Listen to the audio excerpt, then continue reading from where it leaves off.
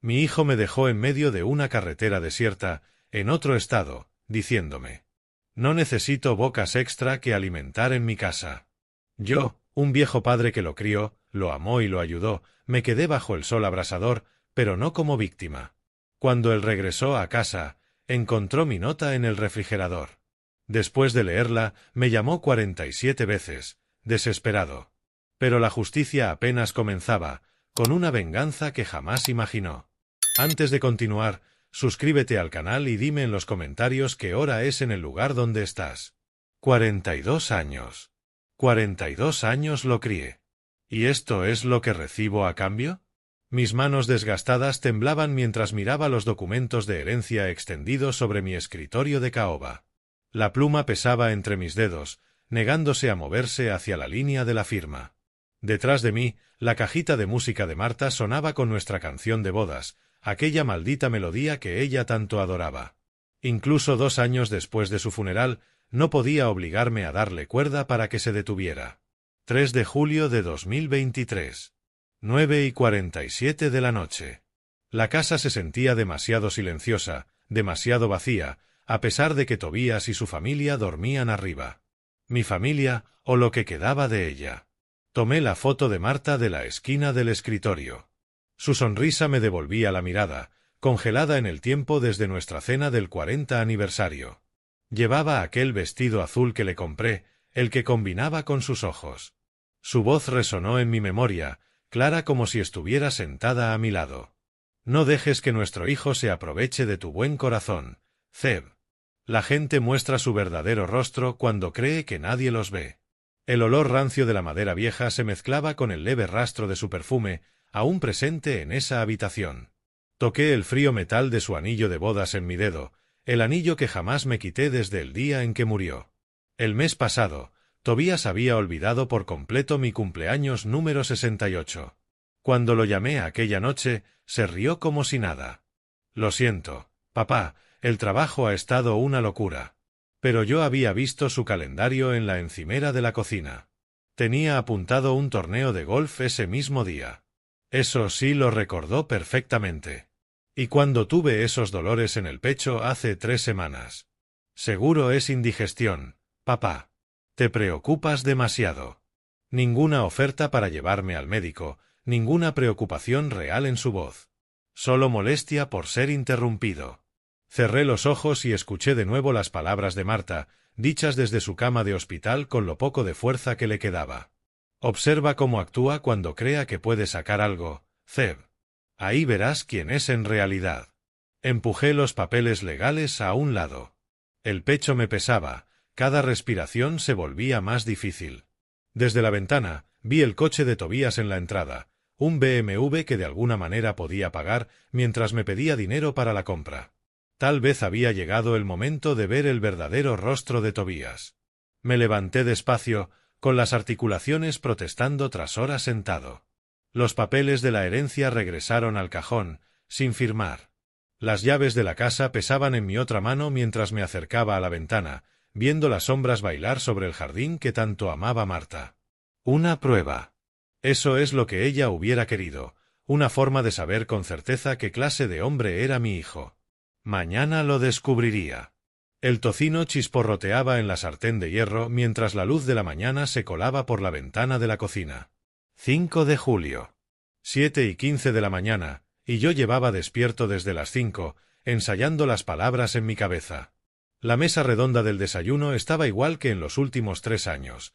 Tobías en la cabecera, Johanna a su derecha, los niños frente a frente. Y mi lugar en la punta, donde podía observar todos los rostros. Tobías servía su café mientras revisaba los correos del trabajo en su teléfono. Los niños discutían por la última tostada, y Johanna les untaba pan con una precisión mecánica. Normal. Todo perfectamente normal. Aclaré mi garganta y dejé la taza de café sobre la mesa. Ayer en la tarde recibí una llamada de la planta. Tobías levantó la mirada, arqueando las cejas. La mano de Johanna se detuvo a medio untar. Emily y Luca siguieron comiendo, sin darse cuenta del cambio en el ambiente. Me van a despedir. Recortes de presupuesto después de 25 años. El silencio duró exactamente 4 segundos. Los conté. Vi el rostro de Tobías transformarse, sorpresa, cálculo, y luego algo más duro, más frío. —¿Qué significa eso, abuelo? —preguntó Emily, con sus 12 años y una voz temblorosa que rompió la tensión. —Significa que ya no tendré muchos ingresos, cariño. Mi pensión apenas cubrirá lo básico. Luca siguió comiendo cereal, completamente ajeno a los problemas de adultos. Pero Tobías empujó su silla hacia atrás, marcando distancia. Lo vi. Ese retroceso físico. Papá, no puedo darme el lujo de mantener a gente extra ahora mismo. Su voz llevaba el mismo tono de irritación que escuché cuando lo llamé por mis dolores en el pecho. Tengo mi propia familia, mis propias responsabilidades. Mis manos se aferraron a la taza de café. El calor de la cerámica me quemaba las palmas, pero no la solté. Johanna asintió enseguida, respaldándolo como siempre. Tobías tiene razón, Zeb. Apenas llegamos a fin de mes. Los niños tienen gastos, la escuela, el deporte. ¿El abuelo va a estar bien? Preguntó Emily, con genuina preocupación en la voz. Ya encontrará qué hacer, respondió Tobías con desdén, regresando al teléfono. Hay programas para ancianos. Ayudas. Programas. Ayudas. Como si yo fuera un desconocido en la calle, no el hombre que lo crió, lo alimentó y lo mandó a la universidad. La frialdad de su voz me golpeó más fuerte que la muerte de Marta. Con ella, al menos, sabía lo que venía. Esto fue como ser apuñalado por alguien en quien confiabas ciegamente. Bueno, dije despacio, alejando la silla. Necesito pensar en esto. Ya saldrás adelante, papá, dijo Tobías, sin despegar los ojos del correo. Siempre lo haces. Me puse de pie lentamente, sintiendo cada uno de mis 68 años en los huesos. La cocina de repente me resultaba ajena, a pesar de haber desayunado allí durante 3 décadas. Incluso la luz de la mañana parecía distinta, más dura, mostrando demasiado. Creo que descansaré un rato. Cerré la puerta de mi habitación detrás de mí y me apoyé en ella, con los hombros caídos bajo el peso de lo que acababa de ocurrir. 7:45 de la mañana, y el día ya era insoportable. Mi corazón golpeaba contra mis costillas, no por subir las escaleras, sino por el frío impacto de ver el verdadero rostro de mi hijo al descubierto. La habitación principal seguía exactamente igual desde que Marta murió. Su lado de la cama intacto, la almohada mullida como a ella le gustaba, el tocador con los mismos frascos de perfume, el mismo cepillo con mechones de su cabello gris aún enredados. El platito de su anillo de bodas estaba vacío. Yo lo llevaba ahora, junto con el mío. 3 años. 3 años diciéndome a mí mismo que era algo temporal. Me acerqué al aparador y tomé nuestra foto de bodas. El rostro joven de Marta me sonreía, radiante en encaje blanco. A su lado, la foto de la graduación de Tobías, hace 20 años. Ese día estaba tan orgulloso, tan agradecido. Gracias por todo, papá. Te haré sentir orgulloso. La ironía ardía en mi pecho. Me dejé caer en el borde de la cama, sosteniendo la foto de Marta con ambas manos. Desde la ventana vi el BMW de Tobías brillando en la entrada. El coche que compró 6 meses después de mudarse temporalmente. ¿Cuándo dejé de cuestionar eso? La conversación de aquella mudanza se repetía en mi memoria como un disco rayado. 3 años atrás, aquí mismo, en esta casa. Tobías estaba en la cocina, Johanna a su lado, los dos con mirada desesperada y agradecida. Solo hasta que volvamos a levantarnos, papá. 6 meses como máximo. Aportaremos lo que podamos para la luz y la comida. Y yo, tonto y solo tras el primer infarto de Marta. Tómense el tiempo que necesiten. A Marta siempre le gustó tener la casa llena. Pero Marta lo había visto claro antes que yo. La recordé sentada en esta cama, hace 2 años y medio, con el ceño fruncido de preocupación. Se están acomodando demasiado, Zeb. ¿Cuándo fue la última vez que viste a Tobías buscar casas? Está trabajando duro, Marta. Ahorrar para la entrada toma tiempo. Ella había tocado mi mano entonces, aún cálida pese a la enfermedad. La gente muestra su verdadero rostro cuando cree que nadie los mira. Recuérdalo. Yo desestimé sus palabras como desvaríos de enferma. Pero Marta observaba. Ella había visto cómo sus aportes bajaron de $200 al mes a 50, luego aún te lo compenso el próximo mes, cuando llegue el ascenso. Había visto cómo compraba el BMW mientras decía que no podía ayudar con el supermercado. Había notado los viajes de compras de Johanna, lujosos, mientras clamaban pobreza. Cuando me convertí en la carga de mi propia casa. Los recibos de luz y agua se habían triplicado. La compra se había duplicado. Los electrodomésticos desgastados, lavadora, calentador, todo. Y yo inventando excusas para justificar por qué no podían aportar más, porque no podían mudarse, porque todo recaía sobre mí. Apreté la foto de Marta contra mi pecho, deseando pedirle perdón por haber sido tan ciego. Abajo escuché murmullos, Tobías y Johanna hablando en voz baja, con urgencia. ¿Qué estaban tramando? Me puse de pie, la curiosidad venciendo al cansancio, y caminé hacia la puerta para escuchar. Las voces apagadas cortaban mi duelo como un cuchillo rasgando el silencio. Coloqué la foto de Marta de nuevo sobre el tocador, con las manos temblando por algo más que tristeza. 9:30 de la noche, y Tobías y Johanna tenían una de sus reuniones de cocina, esas que creían que yo no alcanzaba a oír. La puerta de mi habitación chirrió al abrirse. Los goznes necesitaban aceite desde hacía meses, pero esa noche sonaban como truenos. Me detuve, atento. Sus voces continuaban abajo, urgentes, pero medidas. No querían que los niños escucharan. El pasillo estaba en penumbra, iluminado apenas por la farola que se colaba por la ventana del fondo. Cada paso en la escalera requería precisión. Yo sabía qué tablas crujían y cuáles guardaban silencio. 30 años en esta casa me habían enseñado cada sonido. Desde abajo vi el resplandor cálido de la cocina. El lavavajillas zumbaba en su ciclo, la cobertura perfecta para su conversación. Me pegué a la pared, junto al marco de la puerta, y escuché. «Este viaje es perfecto», decía Tobías, con ese mismo tono calculador que usó en el desayuno. «Pasaremos por esas zonas desérticas de Nuevo México. Mucho espacio vacío por ahí». Mi corazón volvió a golpearme el pecho. Busqué el teléfono, casi se me cayó de los nervios. La pantalla iluminada, 67% de batería. Mis dedos torpes pelearon con la pantalla táctil. Primero activé la cámara, apuntando sin querer al techo. Luego logré cambiar a grabación de voz justo cuando Johanna respondía, fría, como si hablara del clima. Bueno, los viejos se confunden. Se pierden. Golpe de calor, deshidratación, pasa todo el tiempo. Exacto, respondió Tobías. Buscaremos un rato. Llamaremos a las autoridades.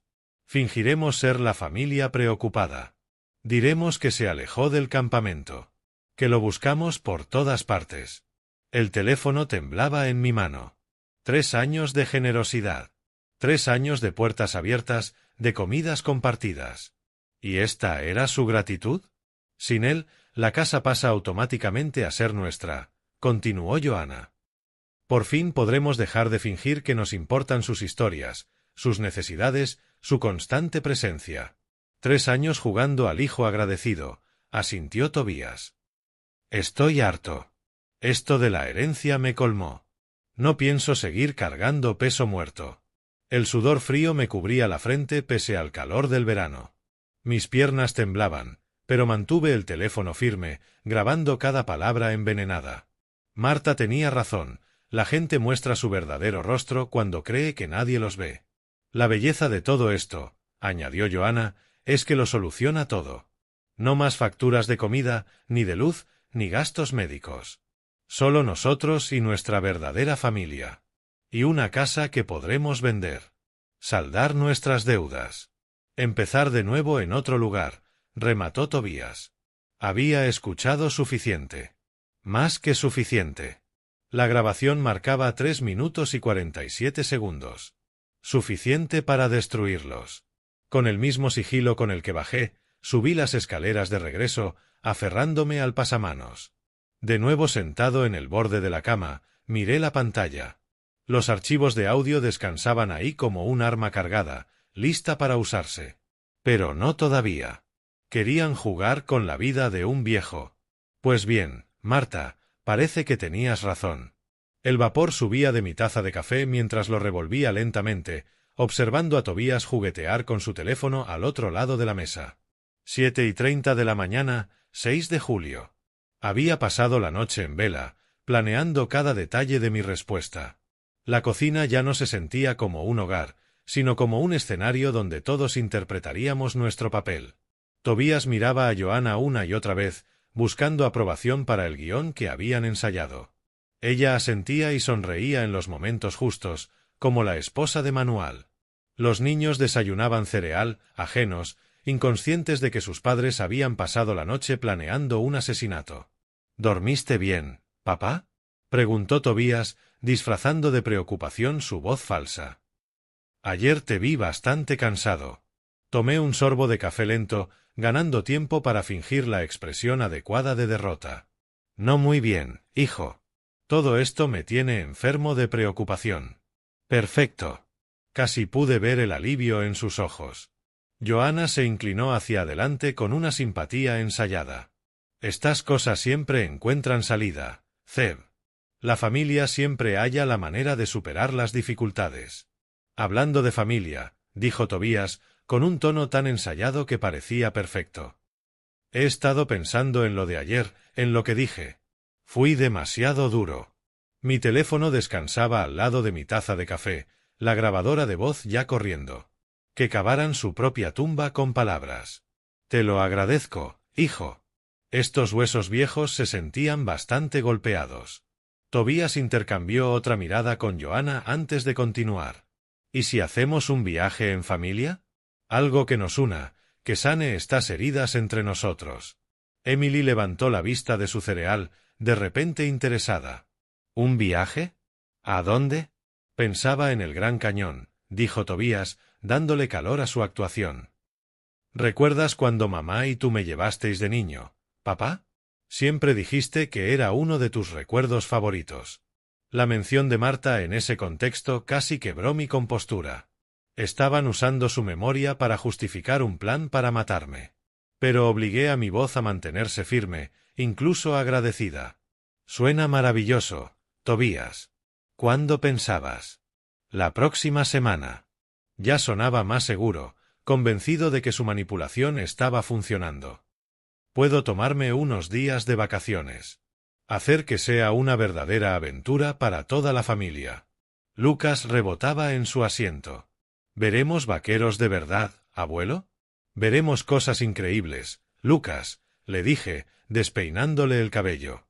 Por dentro, la rabia ardía fría y estable, pero mi voz sonaba cálida para los niños. Johanna intervino con un entusiasmo ensayado. Nos vendría bien a todos. A los niños les encanta viajar con su abuelo. Además, nos daría tiempo para hablar de verdad, resolver las cosas. El trayecto en sí podría ser precioso, añadió Tobías. Podríamos tomar la ruta escénica por Nuevo México, ver parte de ese famoso paisaje desértico. Ahí estaba. El desierto. Los lugares vacíos donde los viejos desaparecen. ¿Cuánto dura el viaje en coche? Pregunté, interpretando mi papel en su teatro mortal. 8 o 9 horas, dijo Tobías con naturalidad. Pero nos lo tomaríamos con calma. Pararíamos cuando necesites descansar. Parar cuando quisieran abandonarme, más bien. Dejé que una sonrisa cruzara mi rostro. La primera genuina desde que comenzó esta pesadilla. Suena absolutamente perfecto, hijo. Creo que a Marta le hubiera encantado la idea de vernos a todos juntos en ese viaje. Johanna prácticamente brillaba de satisfacción. ¿Planeamos para el próximo jueves? Así nos da tiempo de preparar todo. 12 de julio, asentí. Haré algunas preparaciones para el viaje. El calor de la mañana ya ondulaba sobre el asfalto mientras veía a Tobías cargar la última maleta en el maletero del SUV. 12 de julio, 6:45 de la mañana. El caos organizado de una salida familiar enmascaraba el juego mortal que todos estábamos representando. Emily y Lucas corrían entre la casa y el coche, cargando tabletas olvidadas y peluches favoritos. La semana anterior había sido una obra maestra de preparación. Mientras Tobías investigaba rutas por el desierto y Joanna planeaba paradas para comer, yo hacía mi propia investigación. Mike Harjand, un camionero que contacté en foros en línea, me esperaría en la estación Desert Oasis, a las afueras de Albuquerque. Mis provisiones de supervivencia estaban escondidas bajo capas de ropa en mi bolsa de viaje. Lo más importante, mi póliza de seguro aguardaba en la cocina. Emily, Lucas, ¿lleváis las tabletas para el camino?, preguntó Joanna, repasando su lista mental. Las tengo, mamá, gritó Emily, agitando su dispositivo, mientras Lucas luchaba con la cremallera de su mochila. Tobías se secó el sudor de la frente, a pesar de la hora temprana. Papá, ¿seguro que tienes todo? Es un viaje largo, y no pararemos mucho una vez entremos al desierto. La ironía no se me escapó. Solo necesito mis gafas de lectura, dije, dándome una palmada en el bolsillo de la camisa con teatralidad. No tardo nada. Entré de nuevo en la casa con determinación tranquila. La cocina se sentía vacía, expectante. Detrás del refrigerador, sujeto con el imán favorito de flores de Marta, coloqué la nota que había escrito y reescrito una docena de veces. Escuché su conversación del 5 de julio sobre cómo resolver el problema del papá durante este viaje. Cada palabra está grabada en mi teléfono y respaldada. Si no regreso a casa sano y salvo en 24 horas, mi abogado recibirá copias junto con instrucciones para contactar a las autoridades. Sé de tus deudas, Tobías, y de tus motivos. Elige bien. Papá. La ubicación era perfecta. La encontrarían al volver a empacar mis pertenencias, seguramente horas después de abandonarme. El momento crearía el máximo pánico. ¿De verdad iremos al Gran Cañón, abuelo?, preguntó Lucas cuando volví al coche. Vamos a ver cosas sorprendentes, Lucas, respondí, subiendo al asiento trasero, detrás de los niños. Cosas que sorprenderán a todos. El interior del SUV olía a cuero nuevo y al ambientador de vainilla de Joanna. Tobías ajustó los espejos y revisó el GPS una última vez. La pantalla marcaba 8 horas y 37 minutos hasta el destino. El depósito de gasolina estaba lleno. Habían pensado en todo para su crimen perfecto. ¿Todos cómodos?, preguntó Tobías, fingiendo alegría. ¿Listos para nuestra aventura?, añadió Joanna, girándose con una sonrisa. Me recosté en el asiento, sintiendo el peso de las botellas de agua y las barras energéticas escondidas en mi equipaje. Mi teléfono mostraba carga completa, y el pack de batería extra estaba seguro en el bolsillo de mi chaqueta. La información de contacto de Mike Harjand estaba memorizada y escrita en papel dentro de mi cartera. El SUV se alejó del bordillo, y lancé una última mirada a la casa que Marta y yo habíamos llamado hogar durante 40 años. En pocas horas, Tobías y Joanna ejecutarían su plan, pero no tenían idea de que su víctima se había convertido en cazador. La carretera se extendía adelante, el calor del desierto ya ondulando en la distancia. El clásico rock sonaba en la radio mientras las tierras de cultivo quedaban atrás, dando paso a arbustos secos y mesetas lejanas. 12:30 del mediodía. Llevábamos 5 horas y media conduciendo, de Missouri, cruzando Oklahoma, y ahora entrando en la extensión interminable de Nuevo México. El aire acondicionado trabajaba sin descanso contra el calor creciente. Abuelo, cuéntanos cuándo construiste aquella casa en el árbol para papá, pidió Lucas, rebotando en su asiento central, con la tableta olvidada. Sonreí, observando los ojos de Tobías a través del retrovisor. Tu padre tenía tu edad y siempre quería trepar más alto de lo que era seguro. Pasamos 3 fines de semana en ese proyecto. ¿Papá era bueno con las herramientas?, preguntó Emily, sorprendida de verdad. El mejor ayudante que tuve, dije, recordando sus manos manchadas de grasa y sus preguntas ansiosas sobre cada clavo y cada llave. Me alcanzaba la herramienta correcta antes de que yo la pidiera. Tobías se removió incómodo. Eso fue hace mucho tiempo, papá. Durante horas, ese había sido el patrón. Recuerdos familiares genuinos, risas de los niños, Tobías interpretando al hijo devoto. ¿Estás cómodo atrás, papá? ¿Quieres que ajuste el aire?, me había preguntado 2 veces. ¿Quieres parar a estirar las piernas? Cada 15 minutos, algún gesto de cuidado. Tal vez me equivocaba. Tal vez lo de ayer fue solo estrés, miedo volviéndome paranoico. Pero entonces veía esas miradas rápidas entre Tobías y Johanna cuando pensaban que yo no los veía. El modo en que ella revisaba obsesivamente el GPS, tomando notas en un pequeño cuaderno. La tensión creciente en los hombros de Tobías a medida que el paisaje se volvía más desolado. ¿Falta mucho?, se quejó Emily. Esto se está haciendo eterno. Solo unas horas más, cariño, respondió Johanna con una voz cargada de falsa alegría. Recuerda, este es el regalo del abuelo. Por la ventana, observaba cómo los mojones pasaban uno tras otro. La autopista había dado paso a la Ruta 66, y la civilización se iba desvaneciendo dramáticamente. Las gasolineras aparecían quizá cada 30 millas. Los niños se habían quedado en silencio, agotados por el calor y las horas de viaje. Mi teléfono no mostraba ninguna barra de señal. Estábamos entrando en la zona muerta que había investigado, donde las torres eran escasas y la ayuda quedaba a horas de distancia. Este país sí que está vacío, observé, manteniendo la voz casual. Eso es lo bello, respondió Tobías. Pura naturaleza. Un hombre podría desaparecer aquí y jamás ser encontrado. Las palabras me golpearon como agua helada en las venas. Todas mis dudas se evaporaron en ese instante. Johanna le lanzó una mirada fulminante, pero el daño ya estaba hecho. Lo miré a los ojos a través del retrovisor y esta vez vi el cálculo allí, la fría evaluación de un depredador midiendo a su presa. El mojón 247 apareció adelante.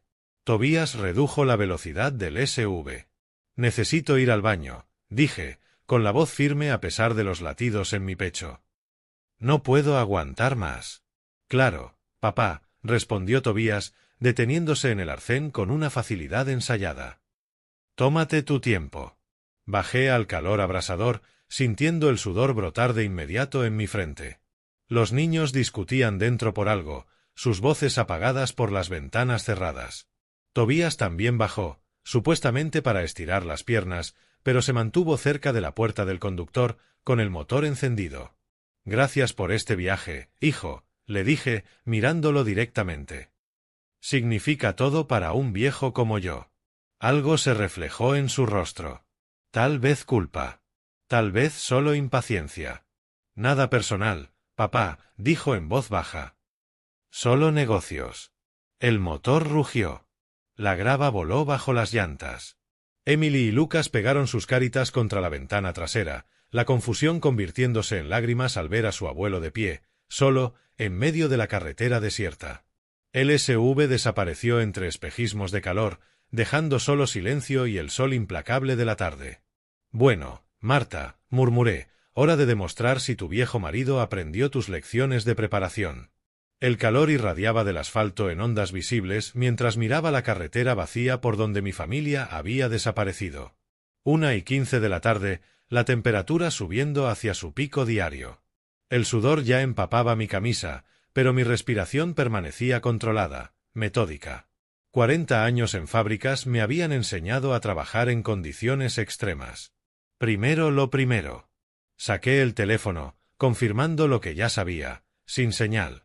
La pantalla marcaba 89% de batería, suficiente para lo que necesitaba. Mi investigación había sido precisa. Este tramo de la Ruta 66 era una zona muerta entre torres de comunicación.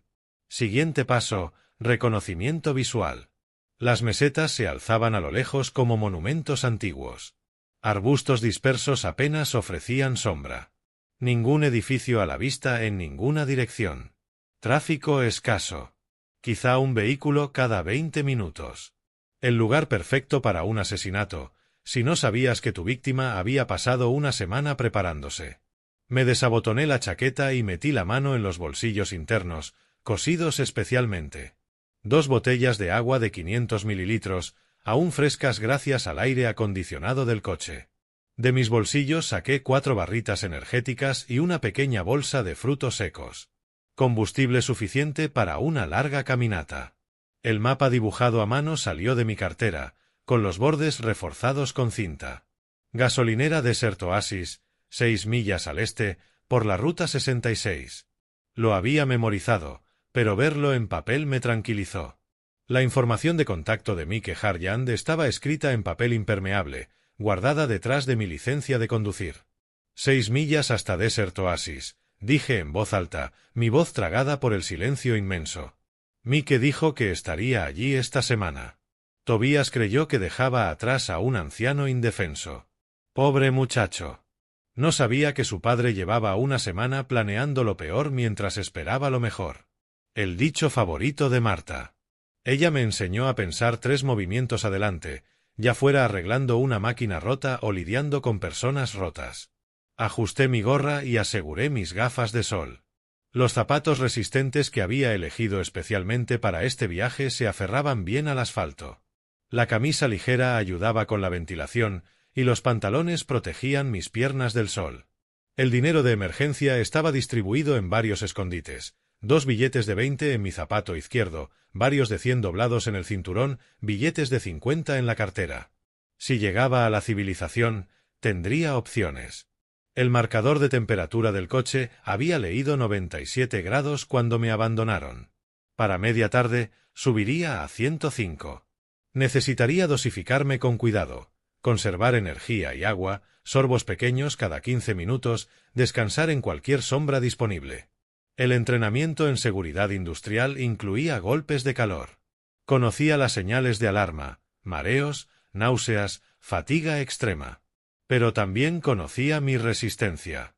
Décadas de turnos de 10 horas sobre suelos de concreto habían forjado unas piernas que la mayoría de hombres de mi edad no tenían.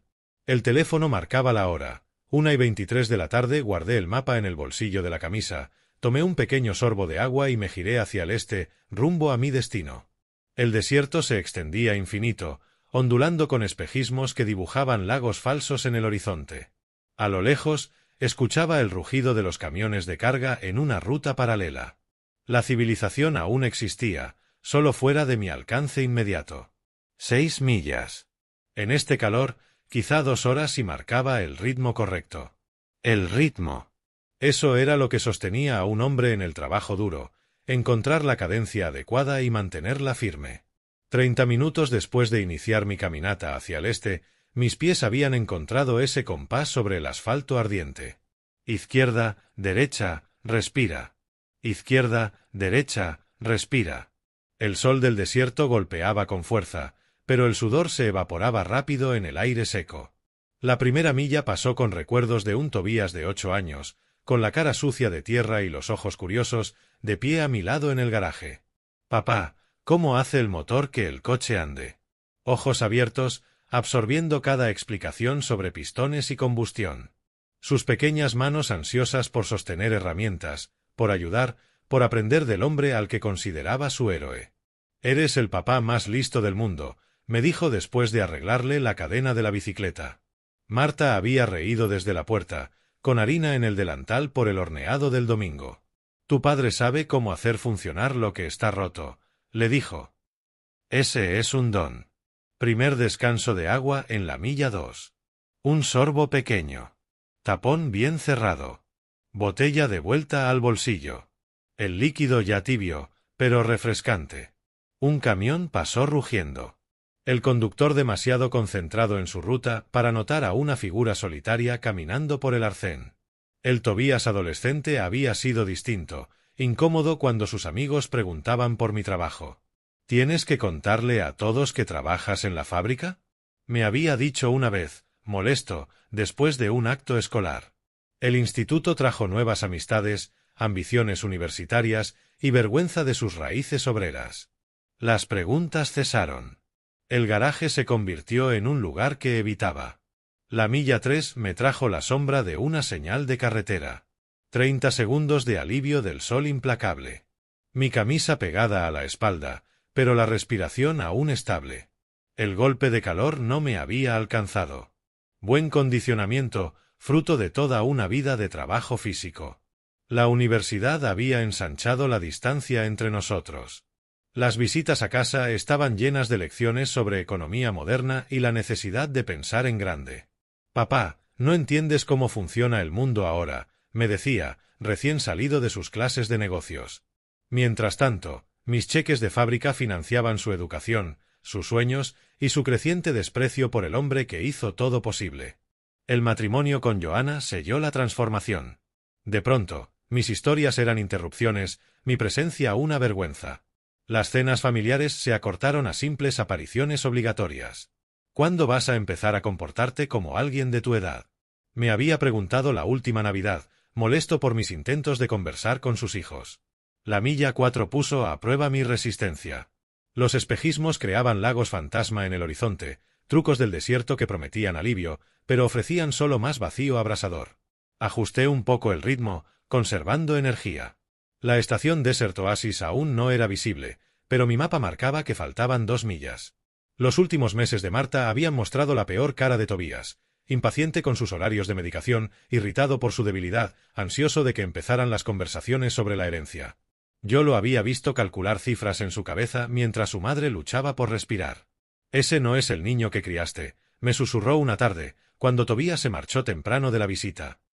«Ese niño murió en algún momento del camino. Este solo lleva su rostro».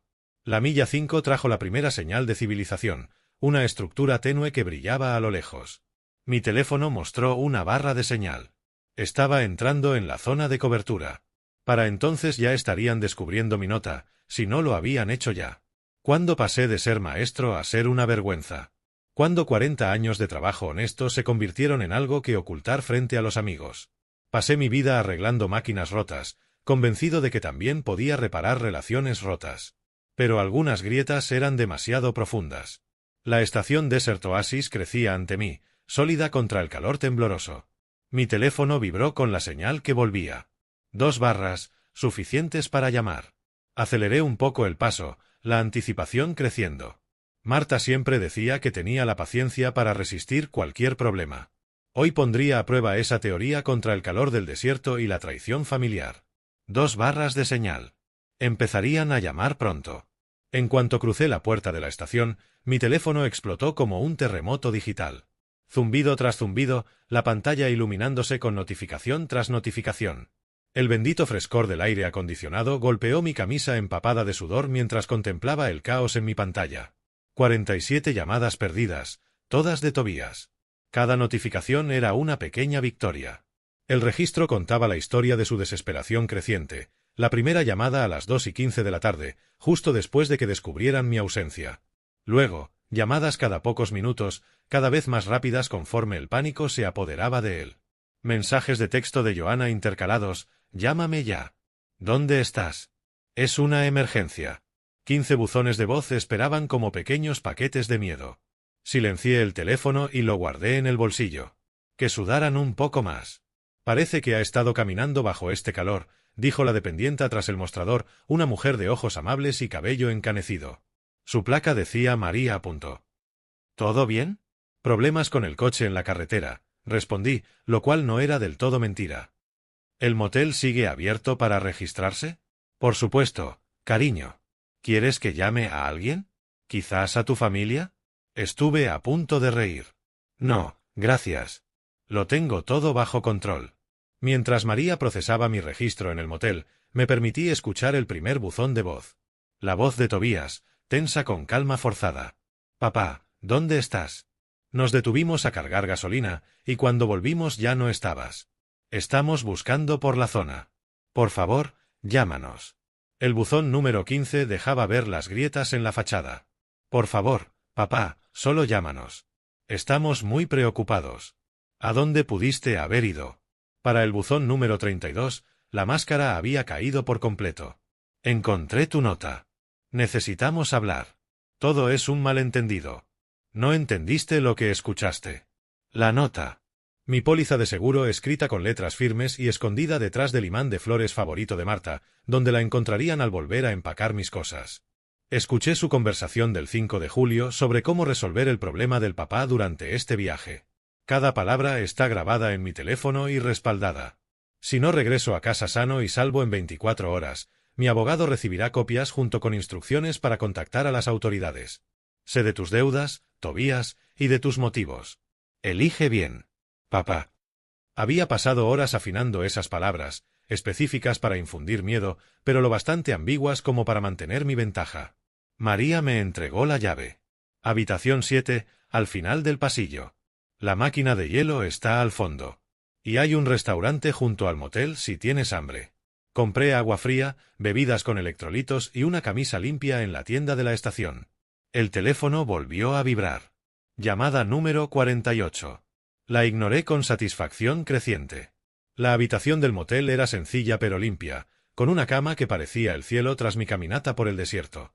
Puse a cargar el teléfono y lo vi vibrar de nuevo con la llamada número 49. Desde la ventana podía ver el área de estacionamiento para camiones, donde Mike Harjan llegaría a la mañana siguiente. 47 llamadas en 2 horas y media. Marta estaría orgullosa de mi aritmética y de mi planificación. Mike dijo que llegaría esta noche. Mañana volveríamos a casa.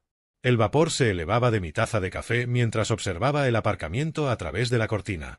13 de julio, 7:30 de la mañana, y justo a tiempo, un enorme Peterbilt azul entró en el estacionamiento del Desert Oasis.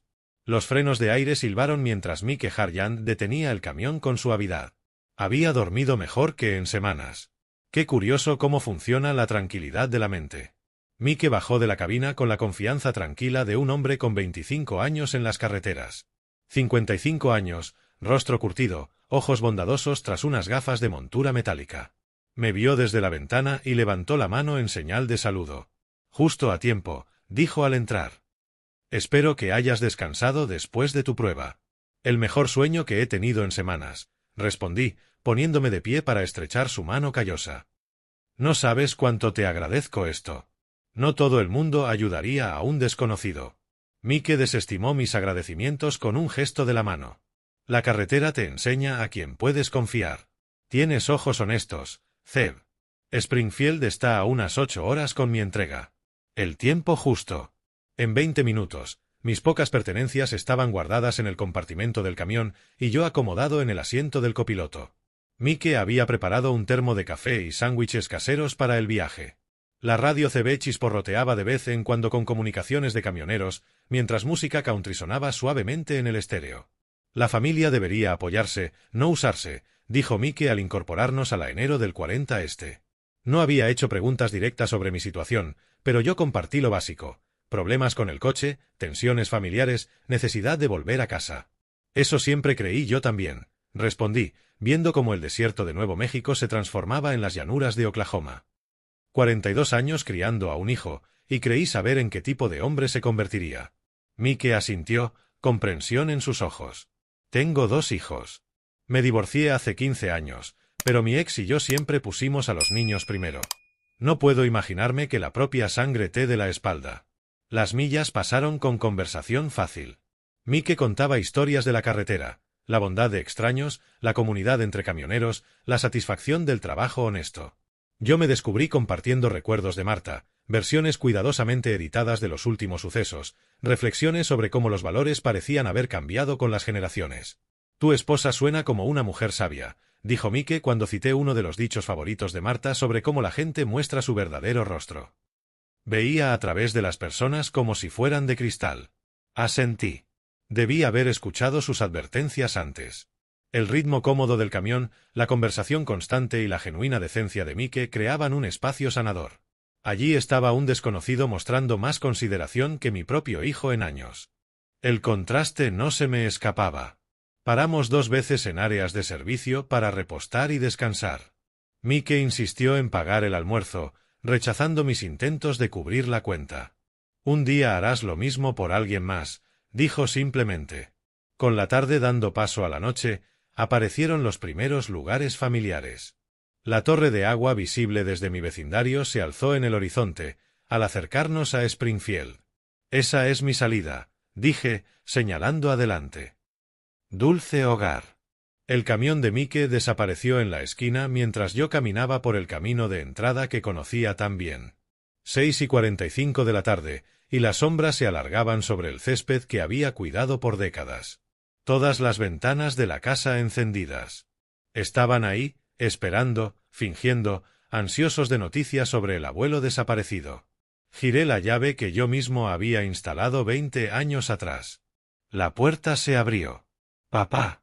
Tobías saltó del sofá como si lo hubieran electrocutado. «Gracias a Dios que estás bien. Te hemos buscado por horas». Joana apareció a su lado, su rostro una obra de arte de falso alivio. No tenemos idea de lo que pasó. Un minuto estabas allí y al siguiente desapareciste. Hemos estado preocupadísimos. Emily y Lucas corrieron hacia mí con felicidad genuina, rodeando mi cintura con sus brazos. Su alegría era real. Inocentes atrapados en la telaraña de mentiras de sus padres. 47 llamadas sugieren que no buscaban, dije con calma, devolviendo los abrazos. Estaban en pánico. El rostro de Tobías vaciló en confusión antes de volver a su actuación. Llamamos porque estábamos desesperados por encontrarte. Papá, estás confundido. Jamás haríamos eso. La nota en el refrigerador lo explica todo, lo interrumpí. ¿Pensaron que había olvidado cómo leer? El color se drenó del rostro de Joana. Miró hacia la cocina y volvió a mí con ojos calculadores. No sabemos de qué hablas. Hemos recorrido esa carretera de arriba a abajo buscándote. Saqué mi teléfono y abrí la grabación del 5 de julio. La voz de Tobías llenó la sala. Este viaje es perfecto. Pasaremos por esas zonas desérticas de Nuevo México. Luego la voz fría de Joana. ¿Y si algo le pasa ahí? Bueno, la gente mayor se confunde. Se pierde. Emily retrocedió, su alegría reemplazada por confusión. Lucas miraba de un lado a otro, sintiendo la tensión que no podía comprender. Tengo grabaciones, Tobías. Sus voces, su plan, su codicia, dije, deteniendo la reproducción y mirando directamente a mi hijo. Cada palabra sobre cómo resolver el problema del papá y quedarse con esta casa. Tobías intentó un último recurso de manipulación. Papá, la familia perdona. Podemos superar esto. Piensa en Emily y Lucas.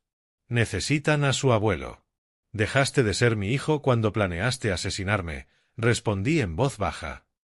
Tienes una hora para empacar tus cosas e irte. Para siempre.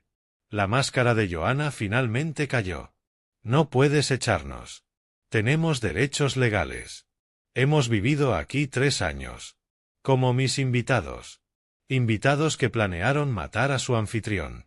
Levanté el teléfono de nuevo. Mi abogado recibe copias de todo si no me reporto cada día. Atrévanse a acosarme y descubrirán lo en serio que las autoridades toman el abuso a mayores y el intento de asesinato. La siguiente hora transcurrió entre maletas apresuradas y discusiones ahogadas. Emily lloraba suavemente mientras ayudaba a guardar sus cosas. Me arrodillé junto a ella y Lucas. Podrán visitarme cuando sean mayores, les dije con ternura. Esto trata de las decisiones de sus padres, no de ustedes.